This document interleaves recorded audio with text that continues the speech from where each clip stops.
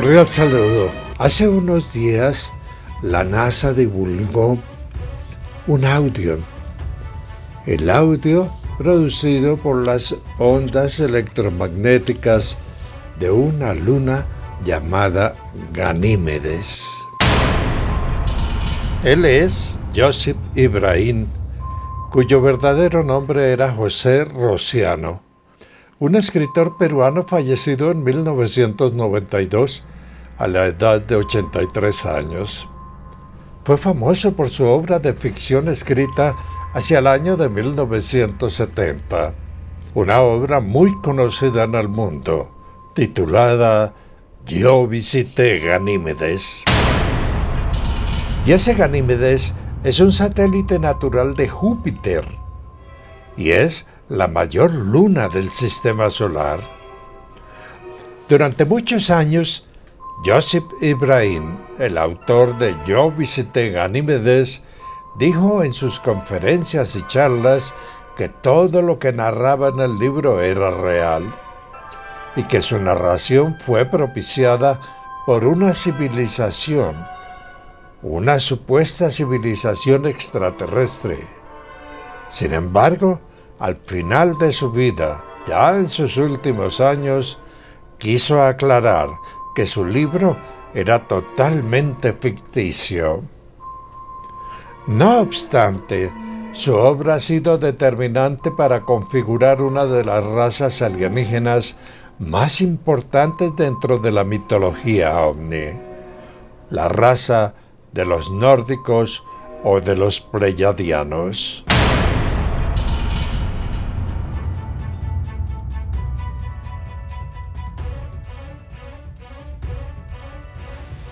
Inicialmente decía que sí, que todo era real. Después, ya en sus últimos años, dijo que no, que todo era ficción. Hay dos alternativas: o está diciendo la verdad o fue obligado a no decir la verdad. Recordemos que durante los años 60, 70, 80 y 90 hubo demasiada persecución hacia la divulgación de estos temas relacionados con los objetos voladores no identificados. Queda la duda. Josip Ibrahim. Escuchemos ahora un pedacito, un pequeño texto de lo que es la obra Yo visité Ganímedes. Hace muchos siglos, muchos miles de años, en nuestro sistema solar existía otro planeta que giraba en torno al Sol y estaba entre las órbitas que siguen Marte y Júpiter. Hoy en día, ese espacio está ocupado por el cinturón de asteroides, como lo conocen los astrónomos. Hace miles, muchos miles de años, repito, aquel planeta era el hogar de una raza muy antigua. En esos remotos tiempos, nuestro planeta aún no era habitado por seres humanos. En cambio, los hombres de aquel planeta olvidado volaban ya por el espacio. Yo visité Ganímedes, un pequeño resumen de lo que es el libro. Vale la pena que lo lean, así sea ficción, es entretenido y cuenta cosas muy raras. Comenzamos diciendo que la NASA había logrado traducir del idioma electromagnético a sonidos, los sonidos o el eco de la luna Ganímedes. Escuchemos un pedacito de esos sonidos.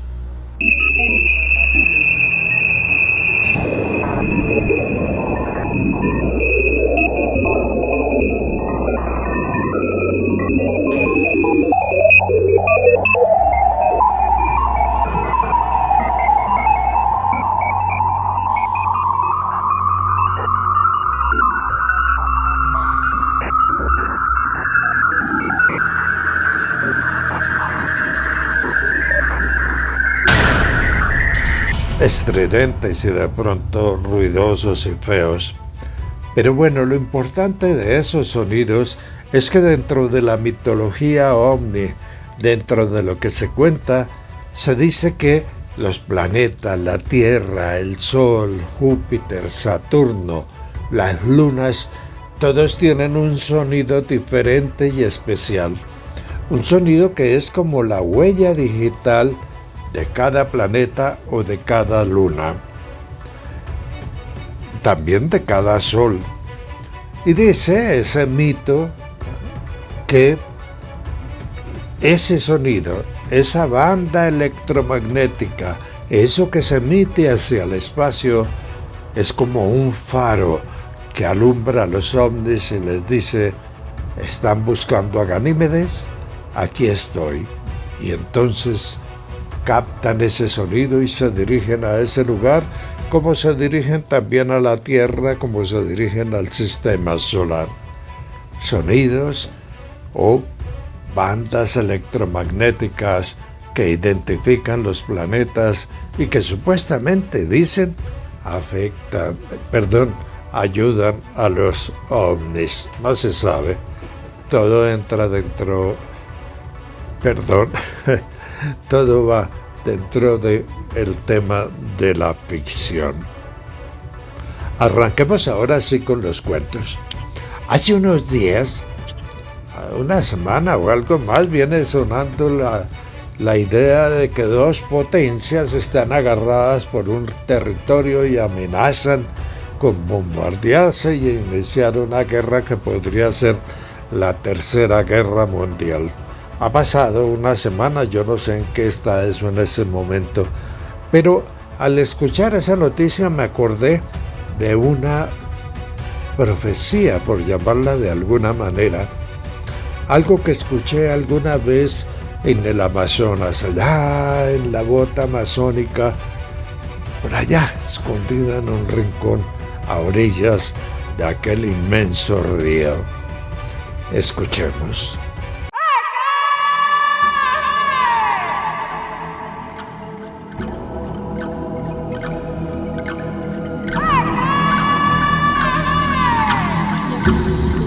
La noche sonó melancólica.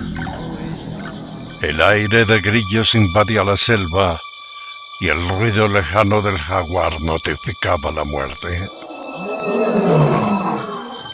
La luna abrazó el horizonte y su rojo fuego denunció devastadoras y distantes quemas donde el humo ascendía mancillando el cielo.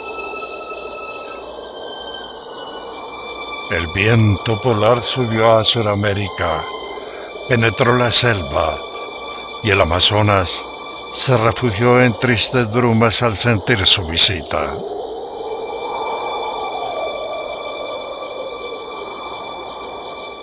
La maloca sufrió convulsiones y sus palos con techo de palma tiritaron de frío.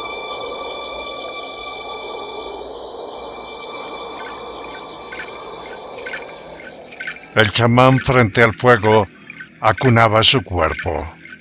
Los ojos abiertos no distinguían el presente, pero sí advertían el pasado y veían el futuro. El Yagé de los dioses cautivó su ser y los mayores yaídos regresaron del sueño de la muerte para poseer sus sentidos. La voz del viejo sonó y fue acompañada por tambores. El abuelo del abuelo le cuenta a su padre: 7 edades tiene el hombre, 6 grandes ya se fueron y queda la última. Después del agua llegará el frío y el fuego. En soberbia, los reyes de las grandes tribus alzarán sus flechas de fuego. La tierra se llenará de fulgores. La madre vestirá la blanca mortaja.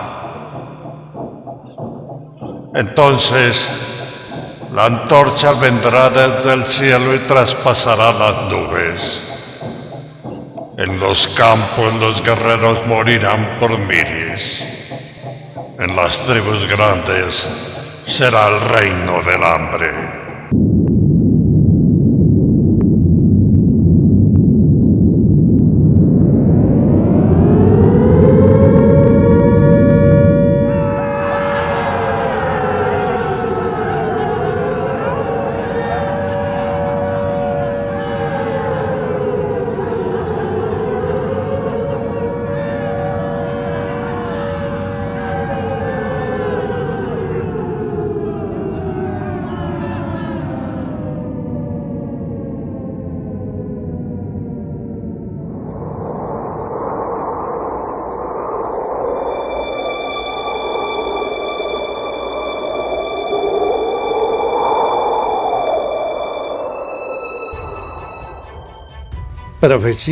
Profecías son charlas, cantos indígenas, no se sabe, pero es bien extraño lo que dice este indígena, lo que decía este indígena porque ya falleció respecto de lo que le anunciaban sus ancestros.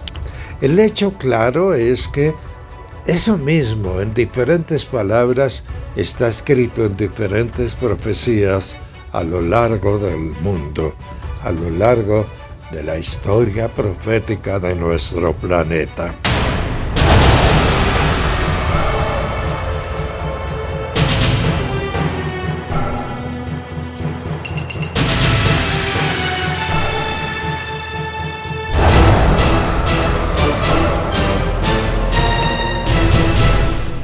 Bueno, ovnis. Hay unas experiencias que de pronto no se cuentan y que tienen que ver con hechos reales que no son probables o no se pueden probar. Alejandro. Ya se imaginarán quién es Alejandro. Escuchemos. El bombillo volador.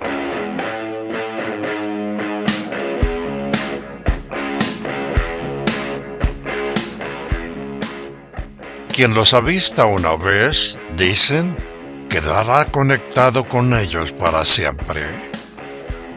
Bogotá, 1977. Eran los tiempos de la minifalda, las botas de cuero, el bigote o el cabello largo en los hombres. La crisis petrolera y económica de los años 70 estaba en su apogeo. Y los automóviles pequeños como el Renault 4 eran todo un lujo. El progreso y el empleo se circunscribían al centro de la ciudad. Por esa época, Alejandro multiplicaba su tiempo rebuscando ingresos extras como curador para un museo de ciencia y escritor científico para una centenaria y prestigiosa revista de la época. Una revista que hoy es muy leída en peluquerías y salones de belleza. La actividad cultural de la ciudad era casi nula, y en ese entonces el cine trajo los primeros triunfos de Steven Spielberg, y con ellos sus encuentros cercanos del tercer tipo. Por ese entonces, la candidez ovni llegó a su clímax, y en muchos círculos citadinos las historias de avistamientos, apariciones, contactos y secuestros se convirtieron en el plato fuerte de cada día. La sociedad se estimulaba excitada con el tema, pero a la hora de aceptar una experiencia o confesarse creyente, esa misma sociedad daba la espalda, castigando con burla y veredicto de locura a quienes inocentemente, camino del cadalso, confesaban su herejía. Yo vi un ovni.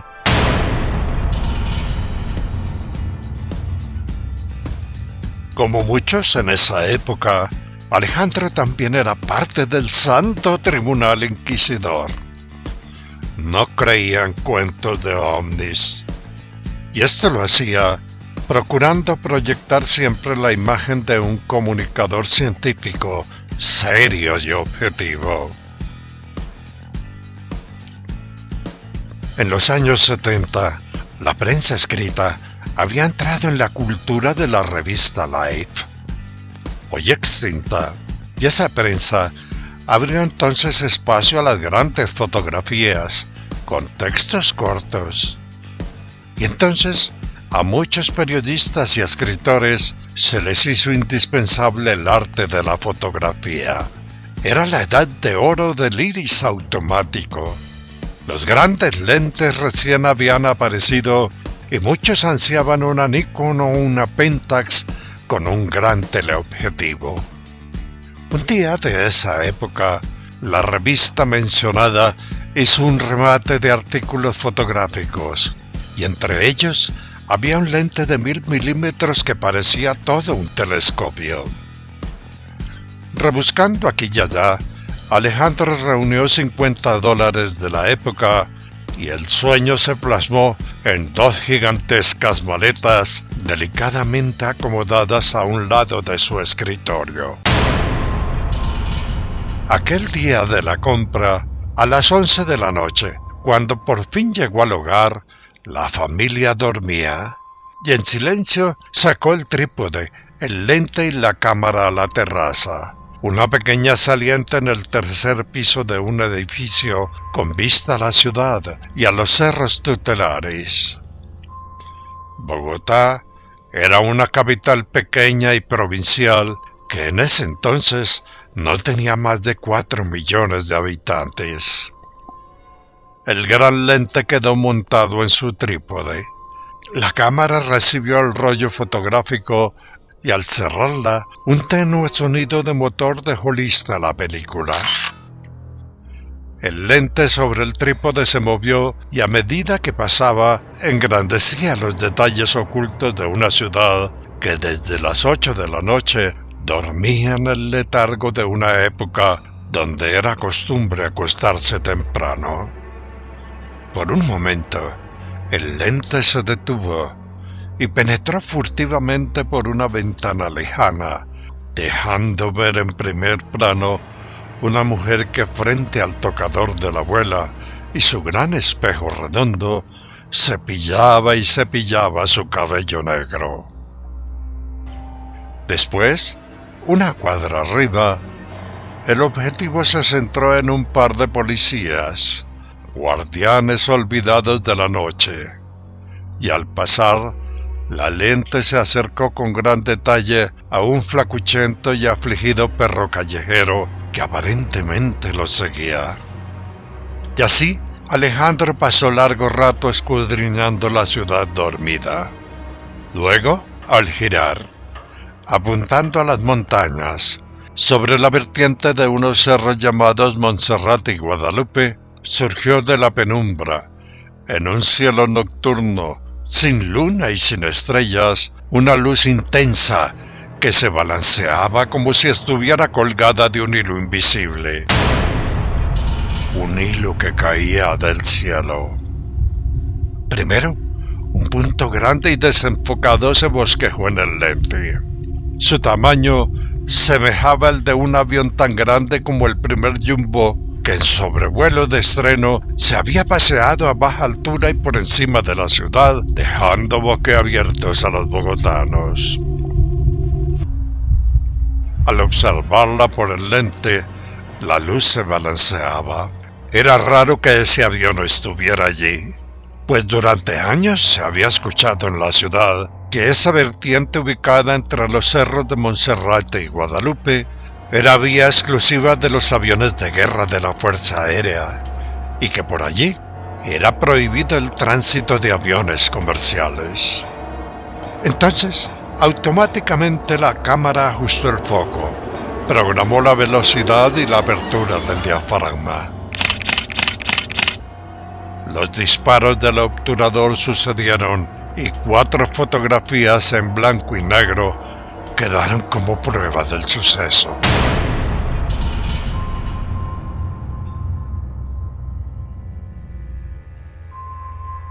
Aquella noche, ya en la madrugada, el sueño tardó en llegar. La lógica decía que lo observado no existía y que el objetivo desafiaba las leyes de la física. En aquella madrugada fría, el lecho de Alejandro se llenó de dudas y 1000 preguntas sin respuesta se metieron por debajo de las cobijas. Y así finalizó aquel día de 1977. Y terminó sin imaginar que a partir de él, el encuentro se transformaría en la silenciosa experiencia de toda una vida. Epílogo. Las fotos dieron la vuelta al mundo y con los años se publicaron en afamados libros dedicados a los ovnis. La solicitud de reserva del nombre del autor fue cumplida y en Colombia, por fortuna para Alejandro, el periodista científico serio y objetivo, el hecho pasó inadvertido. Hoy, cuando alguien le pregunta, Alejandro intencionalmente responde lo dicho por el jefe de fotografía de la revista. Lo dicho el día en que analizó los negativos. Esos no son ovnis, son bombillos. La gran lección de este incidente es que las experiencias ovnis son de tipo personal y que para muchos siempre serán motivo de dudas. Por eso, a quienes hablan del tema y expresan una vivencia, por lo menos, y por respeto, se les debe conceder el beneficio de la duda razonable y el del testimonio personal, verídico, pero no probable. Una cosa es cierta, y eso se ha ratificado en docenas de entrevistas. El avistamiento de los ovnis marca la vida de los testigos, y quienes los ven una vez continuarán conectados con ellos por el resto de su vida. Invasión. La posibilidad de una invasión de tipo militar alarma a muchos. Pero contrario a lo militar, en medios ufológicos se afirma que la invasión ya está ocurriendo y advierten: están escondidos entre nosotros, son semejantes a nosotros y lentamente ocupan posiciones importantes. Han creado híbridos de humanos y extraterrestres. La invasión ya está aquí.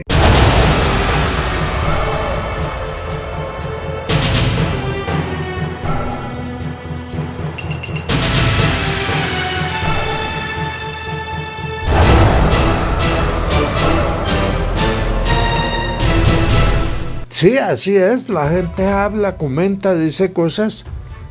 Me pasó esto, me pasó lo otro, lo miran, se la fumó verde, etc. Ahora ya no tanto, después del anuncio de los norteamericanos con los objetos que supuestamente grabaron sus pilotos.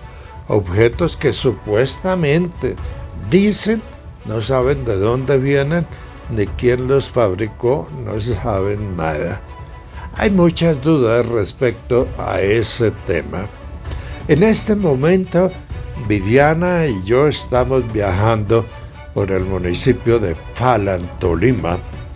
Estamos recorriendo Mariquita, Frías, Sasaima y diferentes lugares para traerles a ustedes más información, más y mejores contenidos, más actualizados. Viviana y yo en nuestro viaje, desde donde estemos, les deseamos una feliz noche. Gracias por su atención.